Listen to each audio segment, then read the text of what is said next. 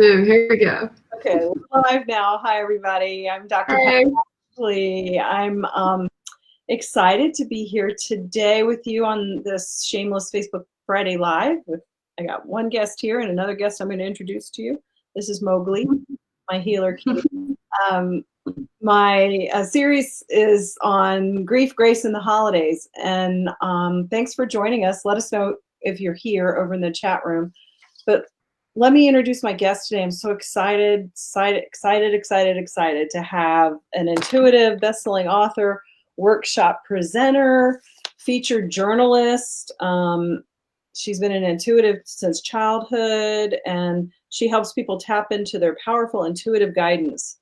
She helps them access career and relationship issues, and she's authored a ton of books. I See Your Dream Job, I See Your Soulmate, Bridges to Heaven, True Stories of Loved Ones on the Other Side, and Your Divine Lens.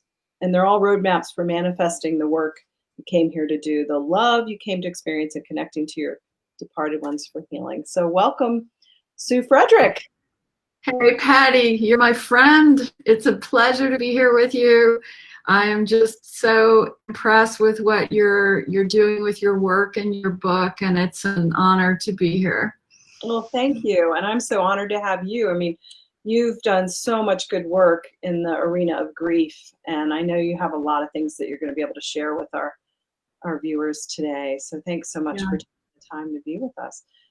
Tell us more. Do you want to tell the listeners a little bit more about you and your work? I know that was a kind of a... Well, the most important thing to know about me is that grief has been my greatest teacher in this lifetime.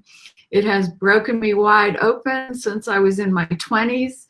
It has made me reinvent and decide who I am and why I'm here. And I've lost so many loved ones that it has been a lifetime of spiritual awakening through the burning fire of grief. And metaphysically, I'm grateful for that, because without those losses, I wouldn't be who I am, and I wouldn't be helping people, and I wouldn't have a meaningful life. But those losses have taught me everything about spiritual evolution, about who we are, why we're here, and where our loved ones go when they cross over. Yeah, I love that. I truly agree that grief has been my greatest teacher. And yeah, so one thing I just want to say to everybody right now, 2020 has been a year when we're all grieving something. And for any of you listening, I just want to say, this is a year for howling. There is not a person alive who's not suffering, who hasn't lost something or someone, a career, a lifestyle, a belief system, a loved one. 2020 has shaken us all upside down and inside out. And Patty and I want to help you guys figure out how we're going to collectively move through a 2020 holiday season that feels terrible to everyone. And how do we navigate that when our hearts are grieving, when we're watching COVID numbers greater than ever? I live in Arizona, and Arizona now has the highest transmission rate in the country. And, you know, so when these stats are just facing us every day, and like Jean and I were talking about, what are we going to do this weekend? Can we drive around and look for Christmas lights? Like, we are grieving Christmas. And we're grieving that our kids aren't here because it's not safe for them to travel from Colorado. And I'm speaking to everyone because I know everybody here has a loss. And we know that Patty has lost her beloved, and that this is a tough time of year when you're grieving a loved one, especially. Mm-hmm. Yeah, that is so true, Sue. There's so much grief in so many ways. And even, you know, the fear around the virus. And I did a course that's online called Transforming Grief and Fear into Love and Grace, because fear and grief are so intertwined, right? Completely. And so I think we're all in this fear nervous system response. And so, yeah. And what's interesting is that Patty and I were talking right before this began, and we're both having lung issues, shortness of breath, you know, sicknesses that seem like COVID, all that sort of thing. And metaphysically, and Louise Hay said this decades ago, the lungs are about grief.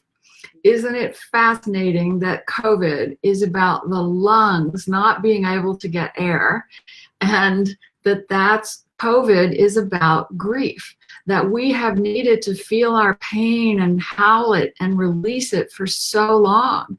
And COVID is sort of a metaphysical manifestation of our collective grief.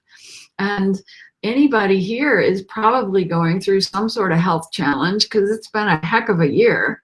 And remember, when you are worried about breath, you are feeling a grief, a pain that needs to be released. Yeah, so true. And I just want to say hello to people that are watching. Please tell us you're here. If you have any questions for Sue, put them in the chat room. So give us some, you said you had some insights that came to you in your sleep, which I love. Yeah. I really wanted a good night's sleep last night, but you know, the spirits had other plans. So I woke up around 3 a.m. with this whole download of helping people get through the holidays, because I knew that would be the topic with Patty. I hadn't really spent much time on it in the last few days, although I wrote a book sort of about it years ago. I feel like the 2020 grief is different from grief in the past because it's a much more collective experience. So I woke up with this total download in the middle of the night of what we can all do to try to move through this season. And the first thing that came through was quit pretending.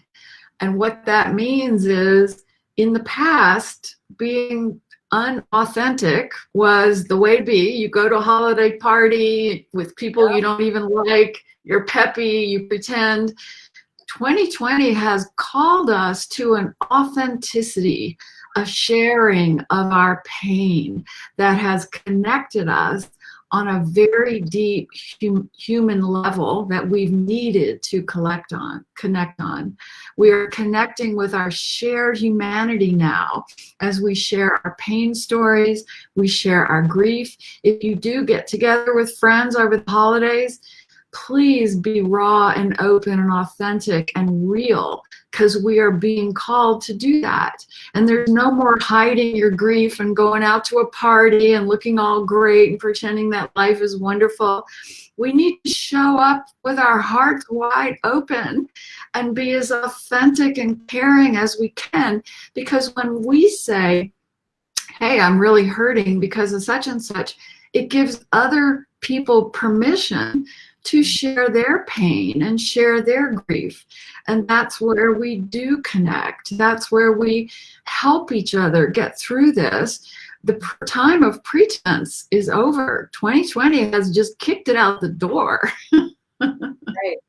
I know. I love that. That's the best advice. Yeah, we are. We've you know, there's so many lies and cover-ups. I've been watching the show, The Morning Show on Apple TV with Jennifer Aniston. Have you seen it? That's a great show. Yeah.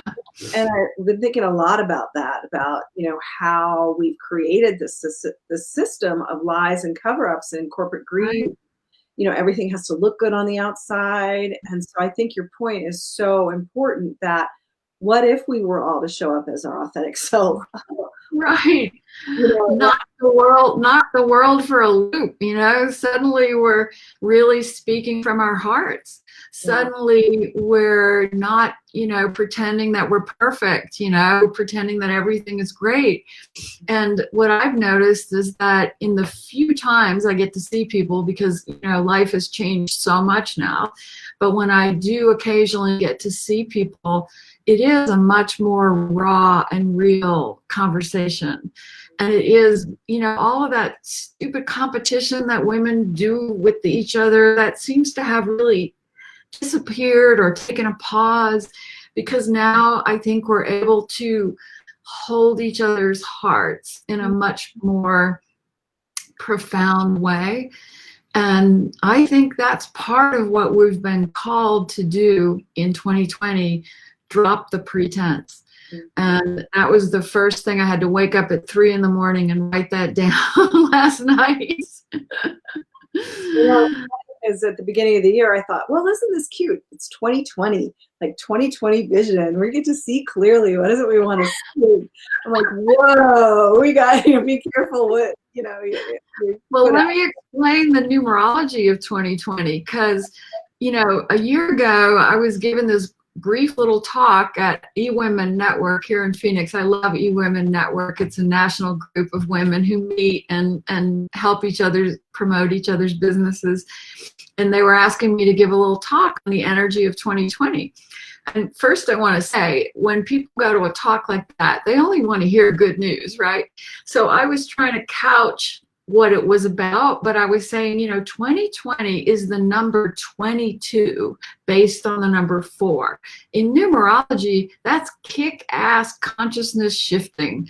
It is not taking a vacation. I was trying to tell the audience as sweetly as I could, this is not your year to take a vacation. This is not your year to just have a fun, easy life. It is a year to really grow and work hard and push consciousness. And the 22 is always calling us to do that. And this is such a powerful 22 year, because 0 is, in numerology, is called a potentiator. So 2020 is like the most powerful 22 you could ever have. And boy, have we had our butts kicked this year on every level. But the good news is, have we grown and evolved? Because I think that we have. It might not be showing up completely yet, but I think when we're more back together in the future, we're going to see that things have changed and that we have grown. Absolutely. I feel that too, because, like we were saying, how death is our greatest teacher, and we're all in this collective loss of some sort. And it makes me wonder what's important. What is my life? It pushes us to the bigger questions. It completely does. But the good news is that 2021 has a totally different energy. So let me give everybody the numerology good news is 2021 is digits down to the number 5, and that is a number of expansion and adventure and change and courage and freedom. Like taking a vacation is what the energy of the 5 is, and 5 is the energy of 2021. So somehow in 2021, we're going to feel a sense of freedom again, a sense of change and adventure and growth. It'll be so much better, maybe not in January, but as the year unfolds, it will. And we'll look back at 2020 and go, oh my God, how did we make it through that? So we can hold on to that little bit of good news. Yeah. Well, Stacy's here with us. She said she thinks her vision is more clear, and that is interesting to her. So yes, I think we are. I also think that we're almost at the 9-month marker of when we went into lockdown, and I think of that gestation period like a baby. Yeah. What are we going to be giving birth to next year? Yeah. And, we have to give birth to something better, because humanity has been misbehaving.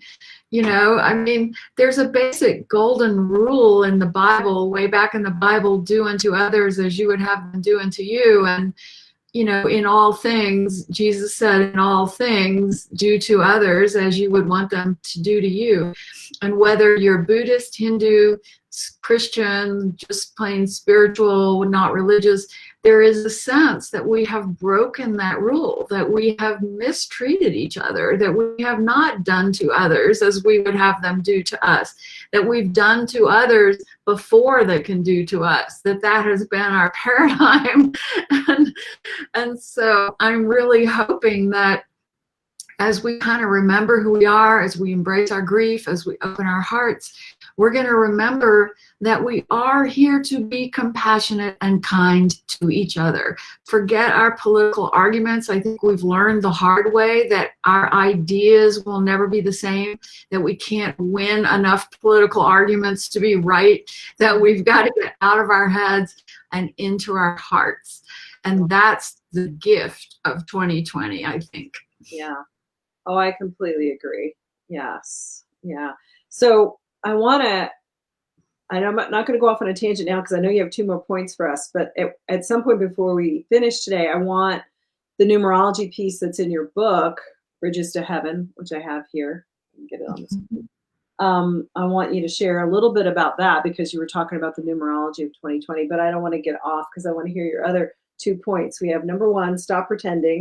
Yeah. Second one is feel it to heal it. And I didn't invent that, but that's the most important statement about grief you could ever have.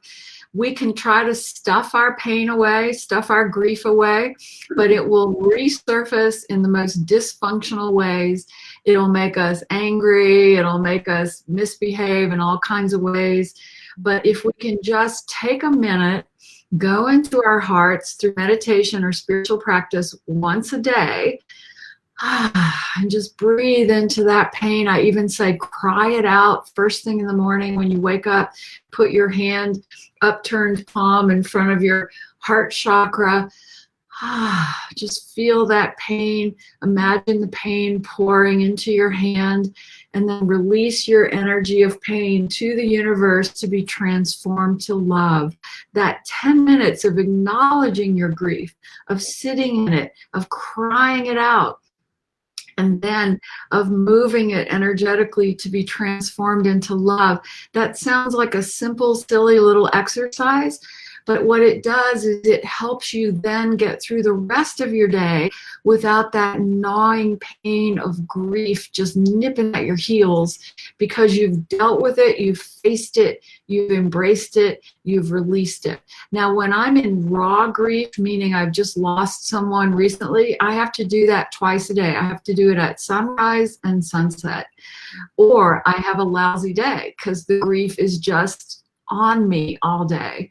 And people who are healing from a deep loss, when they're in the first days and months of that loss, it is simply about getting through the day.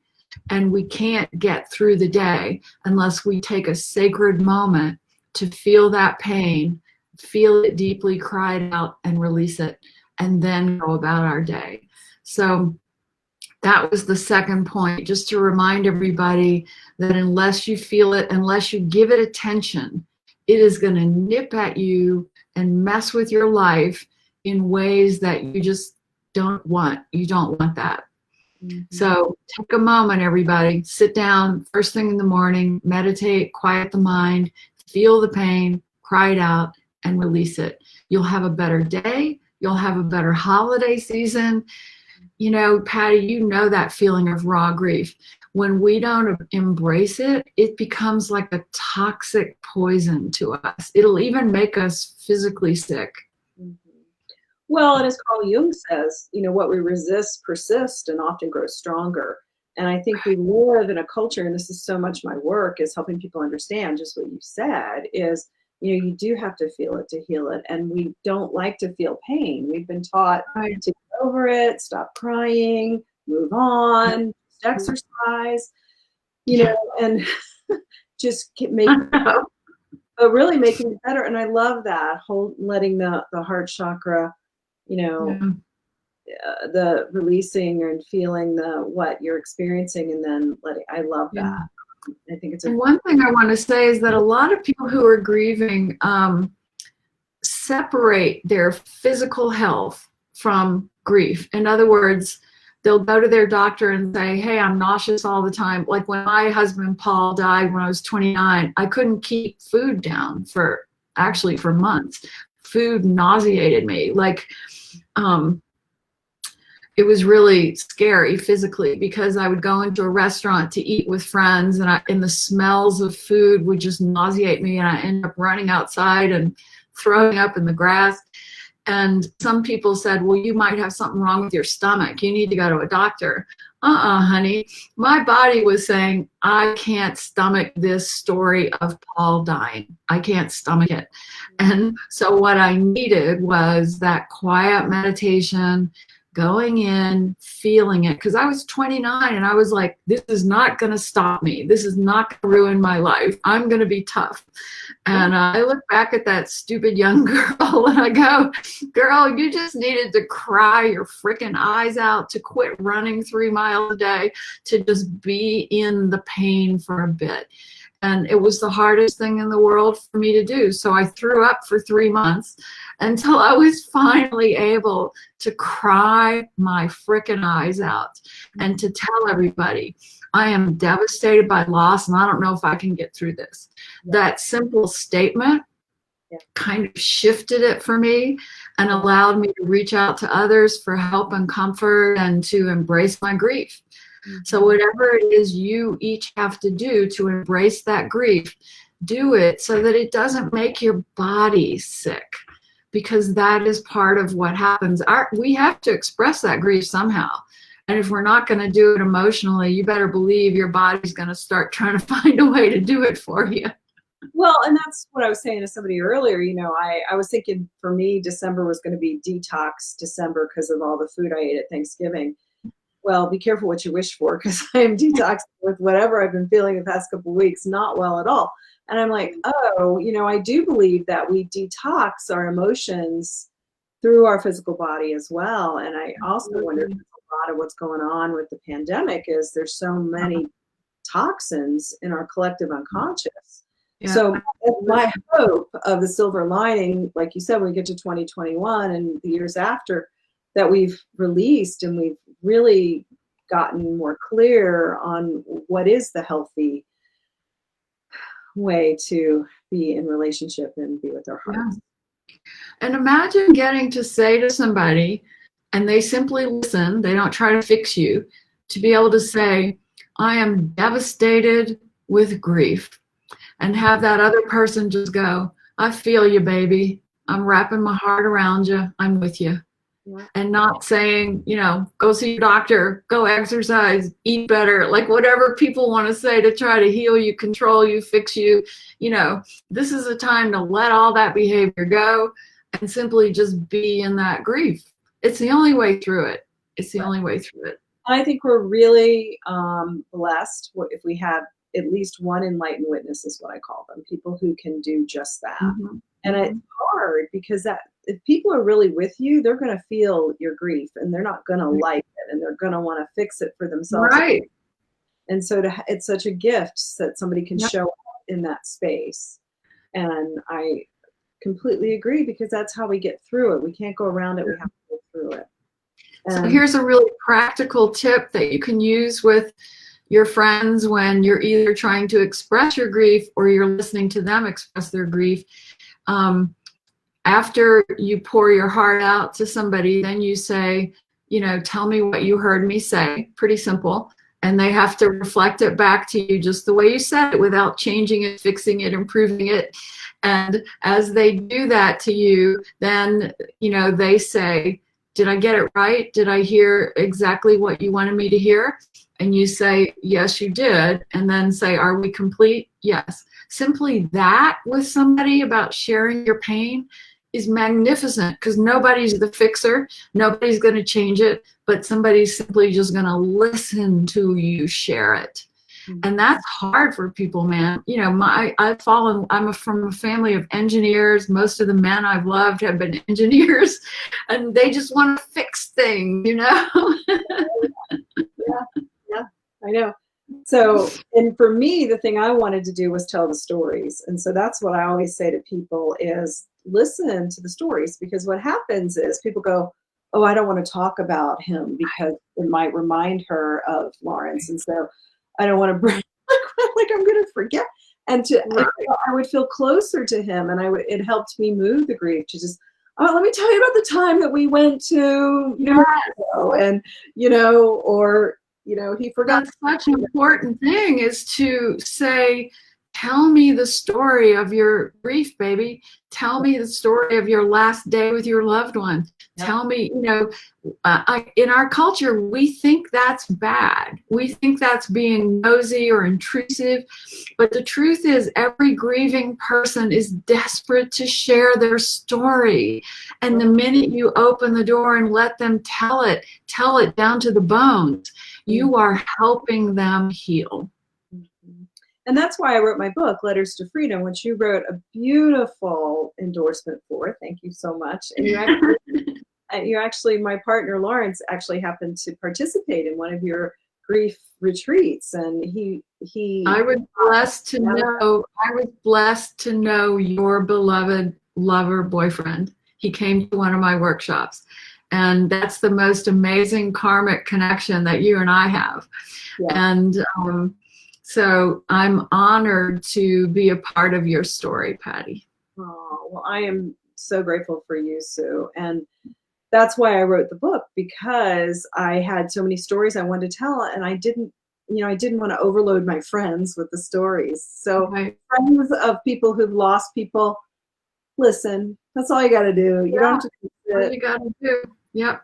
Listen. Now, that's why in my grief shifting workshops, the first night, all we do is go around the circle and everyone shares their story of loss without anyone jumping forward to make them feel better. Like, we just go from one person to the next and they each tell their story of loss. I can tell you there's not a dry eye in the room when that night is over. But by doing that, we've now shared our humanity, we've shared our grief, and then we end the night with a meditation where we request healing energy in our sleep from our departed loved ones. And then we go to sleep and we come back the next day and we begin working through the process of shifting the grief. But without that core piece of going, like one of my closest friends these days is a mom who came to one of my grief workshops. Her beautiful, young, gorgeous daughter had cancer for 8 years and died 2 years ago after incredible medical interventions and losing her leg and all the most painful things. And that mom, she tells that story over and over again, because without telling that story, she can't get past it. And it just opens up the heart of everyone in the room when she shares that story. And that's what our shared grief does. It opens all of our hearts. There's nobody getting through a lifetime without grieving somebody. When you're 20 and you're starting out, you think, no, grief isn't going to affect me. If you're lucky and you haven't had grief then. But by the time you're in your final years, you're going, oh my God, grief is everything. Grief is what the journey is about. I remember when my mom was like 80 years old and she used to say, well, so-and-so died. Well, there goes another one. And I was like, oh my God, am I getting close to that time in my life? Because so many of my friends are they're not, right. A few friends, but they're also, we're having more illnesses, we turn 50, 60 at that age, and oh gosh, it is a real thing. And and I heard one of the grief teachers I had a long time ago said, you have to tell a story at least 100 times. I believe that. And so that's why as many enlightened witnesses that can listen, it's such a gift. Yeah.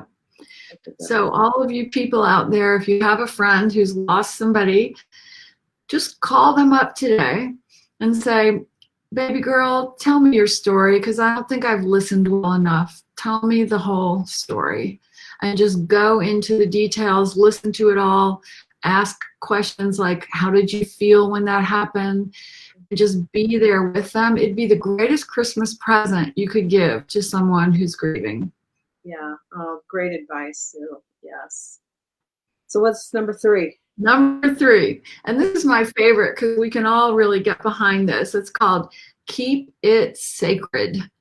So, how some people say keep it simple, silly, KISS. Keep it sacred. And what I mean by that is when we're grieving and we're moving through the holidays, we need to look at it as a time of sacred healing, sacred awareness. So every day you're going to either go for a walk by yourself and just get in touch with your departed loved one or your higher consciousness, or you're going to sit down and do a meditation and then write the guidance that you get. You know, I always teach a meditation where you quiet your mind with mantra, and then you call out to your departed loved one with love, not with grief and sadness. You call out with love, and that pulls them to us, and then say, show me how to move forward. What should I do now? And just start writing. And you'll be blown away by the wisdom that pours through your pen onto that paper. And that's a sacred process. And if you can every day of Christmas holidays do a sacred process like that, you're keeping in the forefront the truth of life, which is that this physical world is an illusion. It's a pretty illusion, but it's an illusion. And at the end of the day, we are all souls on a journey here.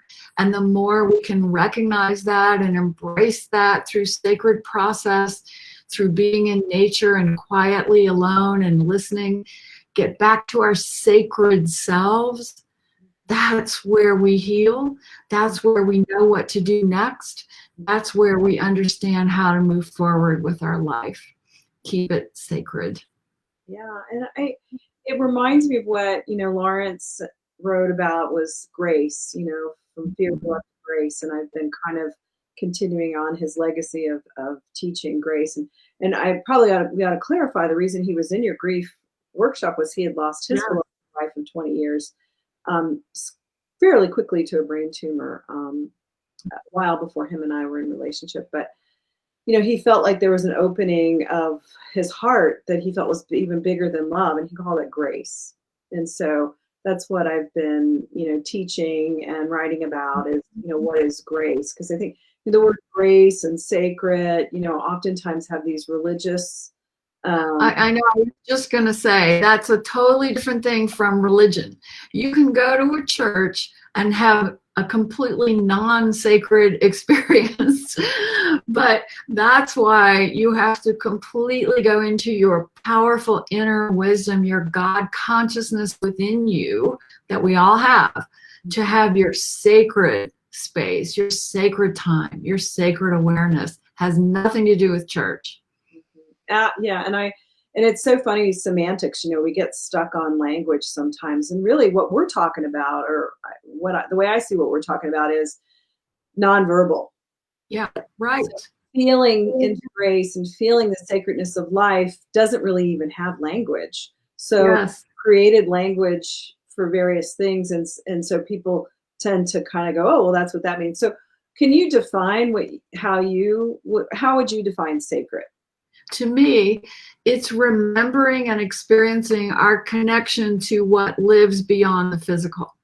So, for example, for many people, they go out in nature, they're on a walk, if they're by themselves, hopefully, they suddenly have a moment where they just breathe in and they kind of remember in some part of themselves that they are bigger than the physical. There is something more going on. There is a higher consciousness. Nature always reminds us of that, right?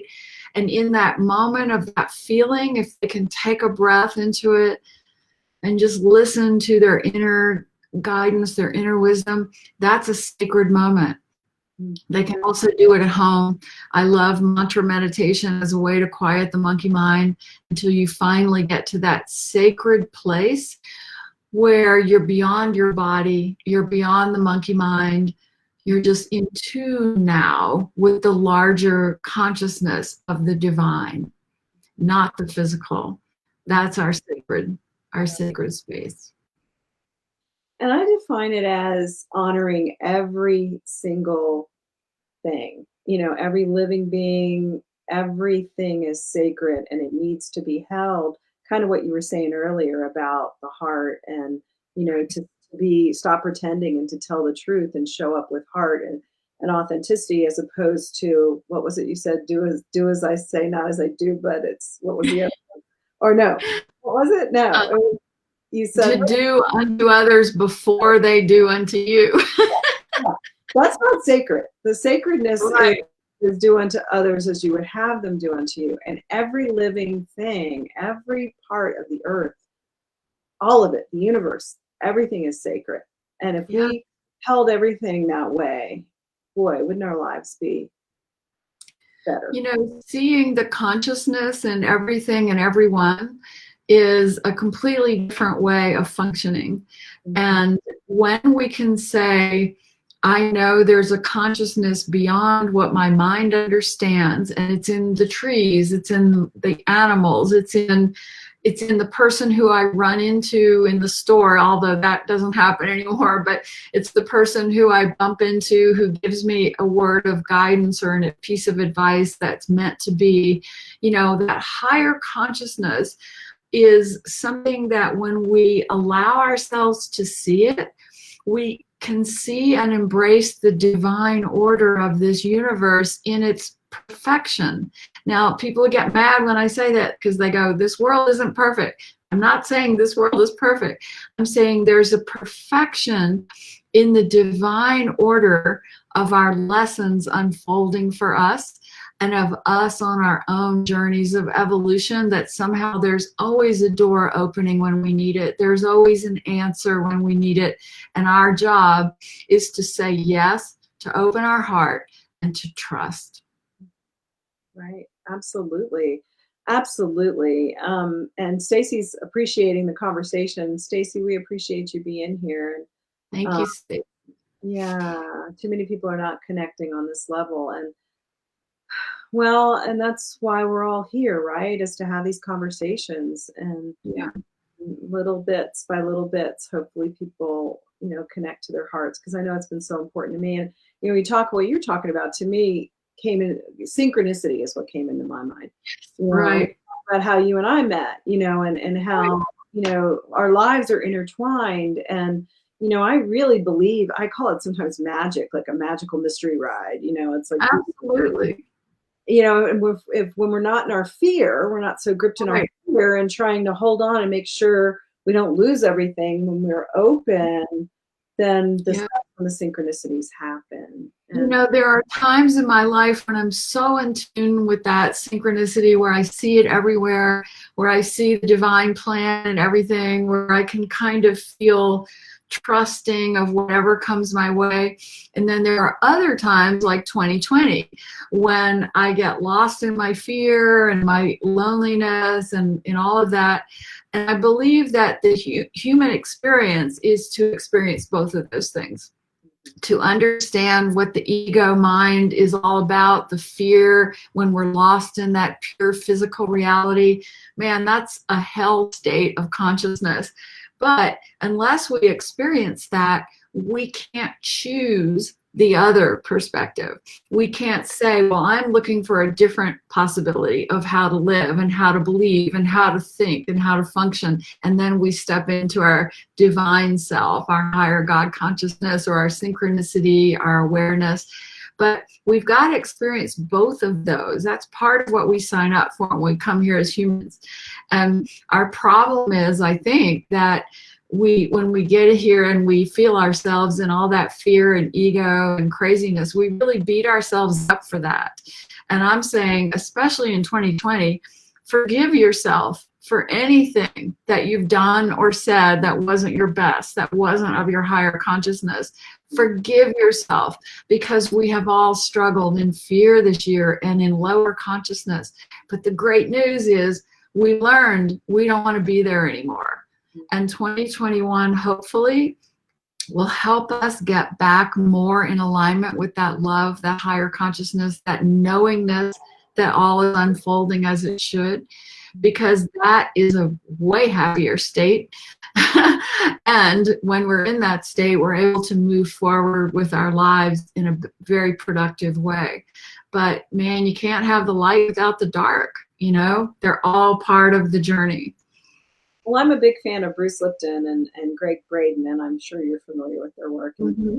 Bruce Lipton talking about the evolution of the nervous system, or even Stephen Porges's polyvagal theory, you know, how we've expanded into a social engagement network, and the nervous system, however, still operates on the old, we're being chased by the saber-toothed tiger. Right. And I wonder sometimes if a lot of this is rewiring that and really bringing us more into how do we access the frontal lobe and make better decisions and not get kind of stuck in this old fear that doesn't really even exist anymore. It's a different fear from our ancestors, but we're still operating under that system. Well, I can tell you that 2020 was just about everybody running from the terrible bear chasing us, you know. So hopefully we've learned that we're more than that, that we're better than that. And I think there's a lot of forgiveness that we need to practice now, but not only for, you know, ourselves and our own mistakes. I mean, I've definitely done terrible things this year. I've gotten into political arguments with people who were once friends who now I've lost as friends. And I've learned from that, you know, our ideas are just not that important. And I don't think I've ever learned that as well as I learned in 2020. Because what I learned in 2020 is you can be so educated, you can understand things on such an intellectual level, and it doesn't connect you heart to heart with anyone. And that at the end of the day, until we're loving each other, until we're feeling compassionate for each other, until we're forgiving each other and getting out of our heads, we are forgetting who we are and why we're here. So 2020 has kicked that out of me. I'll tell you that. I would agree. So to wrap up, you're saying stop pretending to be authentic, feel it to heal it, and keep it sacred. And those are really important things to remember. And I really appreciate the download you got to share with us. Yeah, me too. Grateful for that 3 a.m. download. Now I'm going to go take a nap. And I don't know, we've got a few minutes left. I don't know if you have time to talk a little bit about the numerology in here. It may be too much detail, but maybe a quick summary. Yeah. So in 1980, when my husband died, I was gifted a reading from a numerologist. And she was really the person who lifted me above the ego story, showed me kind of the soul's view of why I had come here and gone through that grief story in my 20s and what my soul agreement was with Paul, who had died, and on, in a way that spoke to my heart and soul like nothing else had. And I'd been going to mainstream therapy and it just wasn't even touching my pain. But numerology just opened up a world where when I stepped into it, I saw that sacred connection, that divine sacredness of humanity. So I studied it basically since 1980. And in all my books, I teach that so that you can understand your soul mission from the numbers. It's pretty easy to figure out. It's in all my books.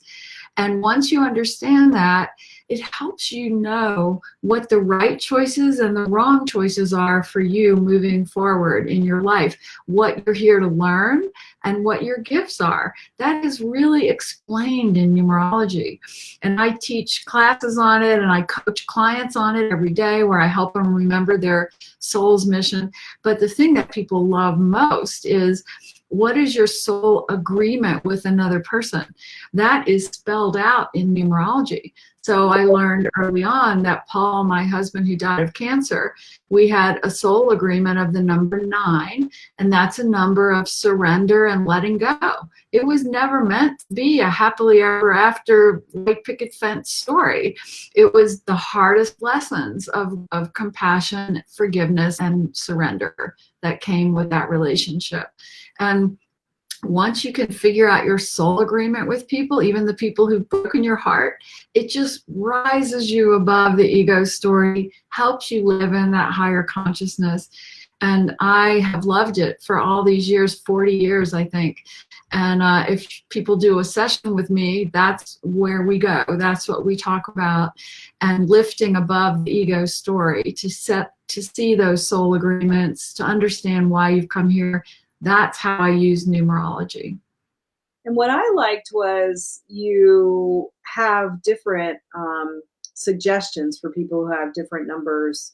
And so like you told me what Lawrence's was or what you thought his was and what mine is. And when I look in the book at how the two of us would do grief, it's very different. Like what and he was an extrovert and I was an introvert. And so wasn't he a 5 path, Patti? Huh? He was on the five. Yeah. So the thing about Larry, let me tell you guys, 5 people who are on the 5 path for a lifetime, they are so charismatic. They are here to be in the people, in the crowds, and everybody loves them, loves them, loves them, and everybody's attracted to them. Now that comes with its own lessons, because if you're going to attract all that stuff to yourself, your lesson is to choose only for highest good. That even includes addictions will come your way. And so your lesson is about choosing for highest good. Now, you know, when those people are grieving, they're not going to go live in an ashram. They're going to do what Larry did. Larry came to my grief workshop at a Buddhist retreat center, and he stole the show. He brought his wife's ashes, and we built a whole ceremony around distributing Larry's wife's ashes out in the sacred ground. Everybody cried. I mean, he needed that charisma energy, no matter, even if he was grieving. And that's how a 5 path grieves. So that's how numerology can help you understand that. Mine's very different. It's funny you're calling him Larry, because that was his birth name, actually, on his birth certificate, but he changed it to Lawrence Freedom. Right. Sorry. So, like that little kid, that little Larry, you know, he struggled with addiction. He opened the Freedom Center in Lakewood. Yeah. And a lot of people. He learned exactly what he came to learn, you know, and he did it in exactly his 5 path way. And, you know, you loved a 5 path man. And I just got to tell you, that's what Paul was. Paul was a 5 path man. And to his dying moment, the friends were kneeled all around Paul, listening to his final words. I mean, you know, that 5 path charisma is something. And my heart goes out to you, Patti, because I know that the loss of that is like the oxygen is taken out of the room. Back to breathing, as we were talking about. Yeah, and there were a lot of people who grieved the loss of that man. I mean, he showed up for so many people with full heart, and it was so sudden. So, well, you're going to put in the chat room when we're finished your contact info, how people can find you and they can set up a session with you, and what other things do you want to share with people? Well, first of all they have to do is just go to my website, SueFrederick.com, or just Google Sue Frederick. And I'm also called a career intuitive, a grief intuitive. You can Google that, and you'll find my website. And on my website, there's books and videos and blogs, and you can sign up for a session with me. I'm about to post a new class that I'm going to be teaching in January. So yeah, that's Sue Frederick, basically, is how they find me. That's Fredder? Yeah, right? There's a little E in the middle there, Frederick. Yeah, I spelled it wrong. I caught myself. Yeah. Well, thank you so much, Sue. I mean, this is so much wisdom. Again, stop pretending, feel it till you heal it, keep it sacred. And this numerology stuff, that would be fun for people to be able to sign up and get that. Yeah. You did mine real briefly for me the other day in our conversation, and it was fascinating. Yeah, well, that's, you know, when they say, what is the gift that you can go to your dying moment doing? I can guarantee that if I'm taking my last breath in a hospice, I'm going to be asking that nurse what her date of birth is and figuring out her numerology and counseling her about it, because I just can't help myself. So, yeah, it's a passion, definitely a passion. Well, I know. Thanks so much for being here. I think it's interesting that we both started off with feeling like we got some lung stuff on, and we both of us have, you know, our life's work is to help people journey through grief. So I'm sure that Sue's tips were helpful today, and her presence is delightful to all of our hearts. I want to thank you all for being here. Honor to be with you, Patti, an honor. Thank you. And before we go, I just want to put a shameless plug in for what's happening on my world. So next week is the last of my 6-week series on grief, grace, and the holidays. And I'll be interviewing Hope Edelman, who's a best-selling author, and she's written a book. Her latest book is called The After Grief, which I think relates to a lot of what you and I were talking about, Sue, where, you know, how grief shows up later. Like, she lost her mom when she was a child, and then how it shows up when we get married or we have children, or you know, how grief shows up in other ways other than, you know, an explicit, this loss is happening. and her other book, Motherless Daughter. So join us for that. The last one for a while. I'm going to take a break from Facebook Live until January 15th, when I'm going to interview my good friend Billy Ortiz, who's a dream worker. We're going to talk about dreaming the new year.